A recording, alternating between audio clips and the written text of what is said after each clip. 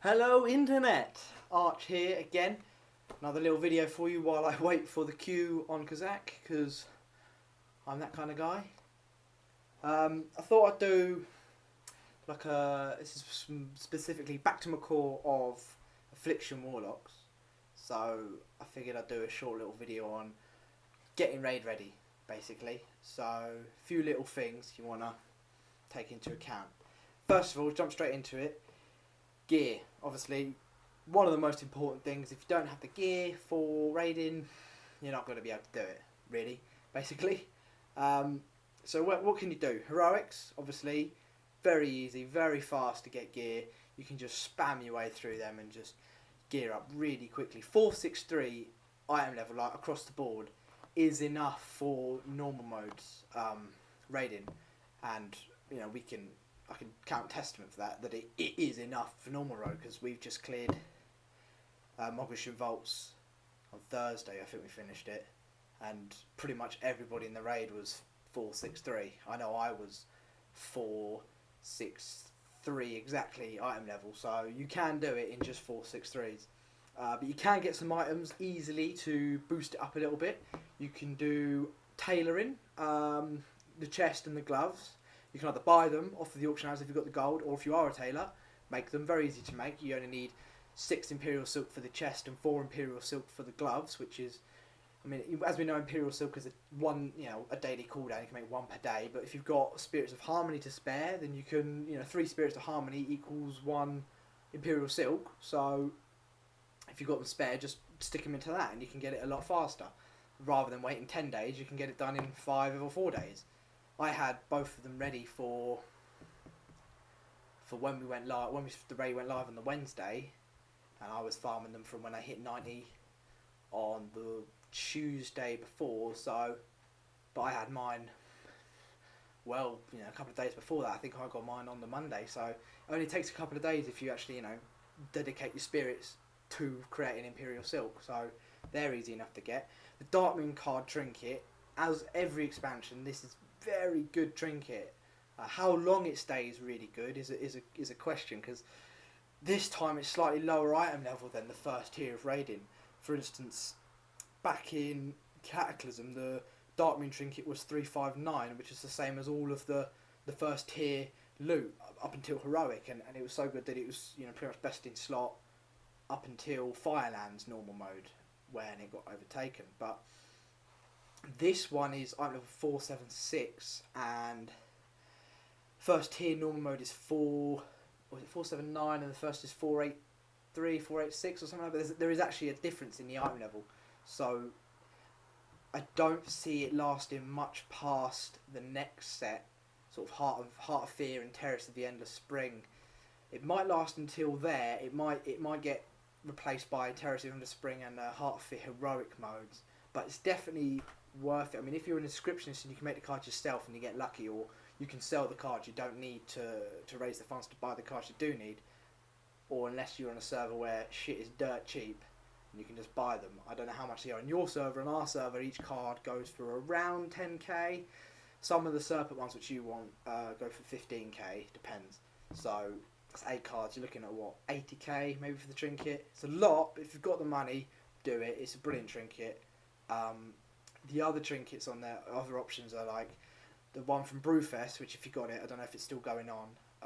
The proc rate on that is horrible for us. I'm pretty sure it only procs on direct cast spells, which is only Horn, and then when you apply your dots, and sometimes it takes so long to proc at the beginning, it just completely fucks up your starting cooldown rotation. So I definitely recommend getting the Dark Moon card over that. Other stuff available: Shire of Anger and Galleon. Other than the usual, the loot they drop, tier set pieces, epic pieces. Shire of Anger, when you kill that, remember to loot him. Remember to loot him, because he gives you a claw quest item thing that gives you a quest. You have to take it to someone in Shire, Talong Steeps, and you get a free pair of cloth boots with hit and mastery on them. Epic boots, item level 476 or whatever it is. Can't complain for doing nothing. So that's definitely one you remember. And Justice Points, Valor Points gear. Some one piece in every vendor has been reduced down to honoured rather than revered. What I did is I bought the ring from Golden Lotus because it's a really good ring, and it was pretty much best in slot until Heroic Mogushan Volts. I think there's a neck in Mogushan Volts that was better, maybe. If not, then I'll get the Calaxy neck. But I haven't even got honoured with Shadow Pan or August Celestial, so I didn't have a choice really for that one, and I didn't have that much VP because of the stupid weekly cap crap. So that's as far as gear goes. They're your options. Spec, now I've just changed my spec. If you happen to inspect my character now, or well, you might be afterwards, my spec I've decided today to change it. I will do once I actually get online. After doing the first week of raid, the specs I ran with, I've realised isn't probably as good as it could be. So what I'm running with now is this, where I did have Harvest Life, but I've swapped that out for Soul Leech, and I'll go into the numbers in that in a sec. Mortal Coil, Dark Bargain, Burning Rush, Grim of Sacrifice, and I was using Kil'jaeden's Cunning, but I'm now going to go with Archimonde's Vengeance. Now the reason for these choices is, first of all, Harvest Life, I only use this one fight. I swapped that in for Spirit Kings because it's very useful for when everybody gets, when he does Maddening Shout and everybody goes hostile and starts attacking. It's very quick, it's very useful for very quick AoE, just Harvest Life and you're attacking everything straight away, and there's no lasting effects, so it's just nice and quick. But on every other fight, Soul Leech, because there's no other AoE. Dark Regeneration is pointless, it's more of a PvP thing. But Soul Leech is going to be really useful because you do a lot of damage. I mean, you've got quite a lot of self-healing anyway, but plus that to the mix, you've got, you know, a lot. I ran the numbers earlier and I think it worked out to about like 100k to 500k on some fights. I think on Elegon it would have been just over 2.5 million healing on myself throughout the entire fight, which was more than any of the healers in the raid actually healed me for, because of the huge damage buff and the healing received buff. So it's going to be like really powerful for fights like Elegon, especially right at the end where there's so much damage going on. You really want to keep that self-healing up and, you know, give the healers a break. If they don't have to heal you, that's mana that they can use for everybody else. So it's definitely really strong talent to use on every fight except for Spirit Kings. Mortal Coil, obvious choice. I mean, Howl of Terror, pointless. Shadow Fury, you never need to stun anything.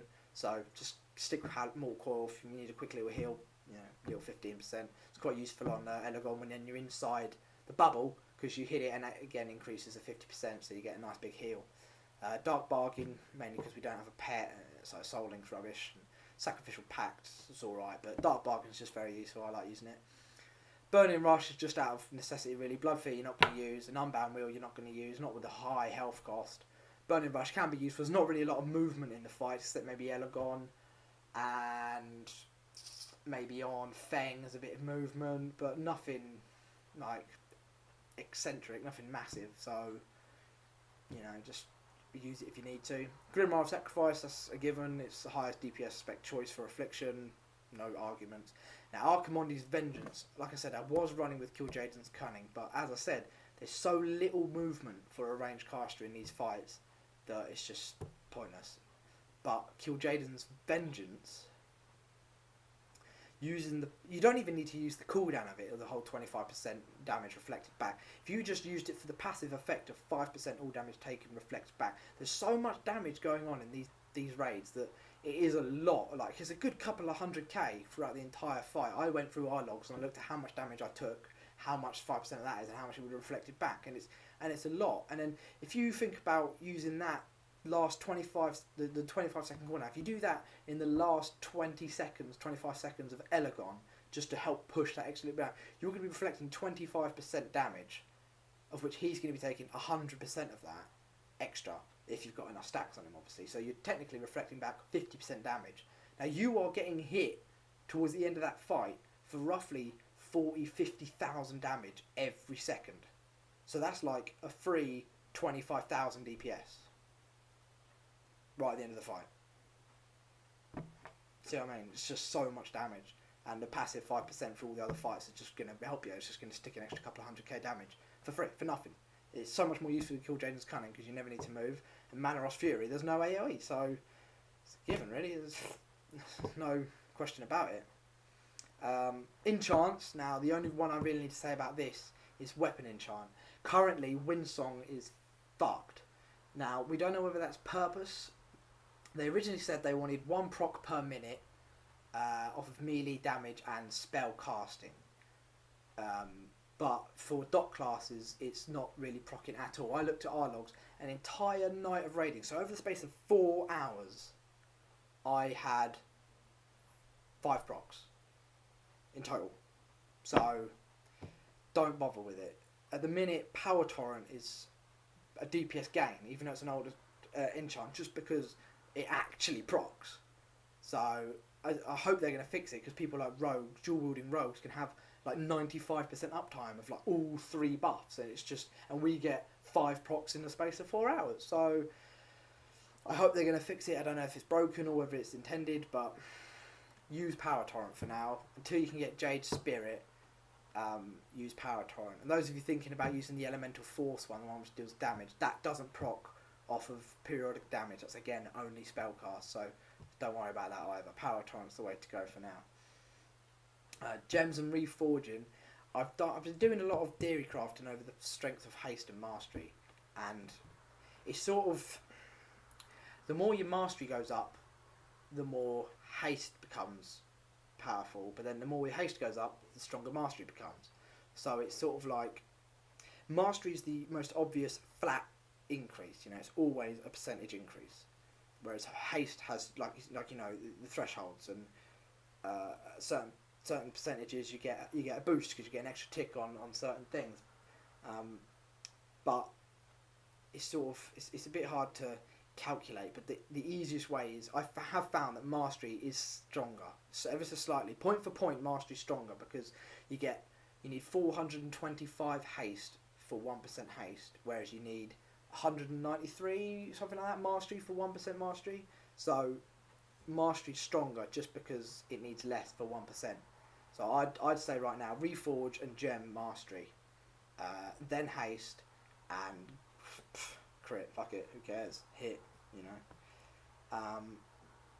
And finally, some things you can do to prepare, because you need to be as well prepared as you can. As easy, well, I don't say easy, as straightforward as these raids, this tier is, you still need to be prepared. You know, you want to make sure you've got food, flasks, potions, either auction house or out, you know, make your own, or you know, use the farm, exploit that farm and make your own food. Make sure you've leveled cooking so you can get the maximum food buff. Read up on the bosses. You know, the dungeon journal is surprisingly good. You know, you look at that and it gives you all the abilities, and you can generally break down how the fight's going to go, looking at the abilities, what abilities work with what you need to do to counteract certain abilities, and how it all flows. If you can't, you know, you can't figure it all out just from there, there's plenty of guides online, everywhere, all across YouTube, people's websites, etc., etc., who just guide you through the fight. If you're stuck trying to find one, or you'd like to see one from an Affliction Warlock point of view, then look at my channel. I've got a boss video guide for each boss on normal mode on 10-man. I didn't play as best I could because it was the first night raiding, and I was sort of focusing more on the actual execution than sort of pure damage. But it tells you everything to do and how it's done. So just research and be prepared, basically. If you have already cleared it, then great. You need to make sure you're, you know, extra ready for heroics, because they're going to be harder, obviously. But if you haven't started raiding yet and you were wondering what's the best way to go about it, hopefully this video has given you some insight and will get you raiding as soon as you can. So as always, comment, like and subscribe. I'll probably put out a video every time I'm stuck in a queue, which at this rate will be near enough every day. And hopefully heroic boss raid guys will be coming soon. So I'll see you soon, guys. Catch you later.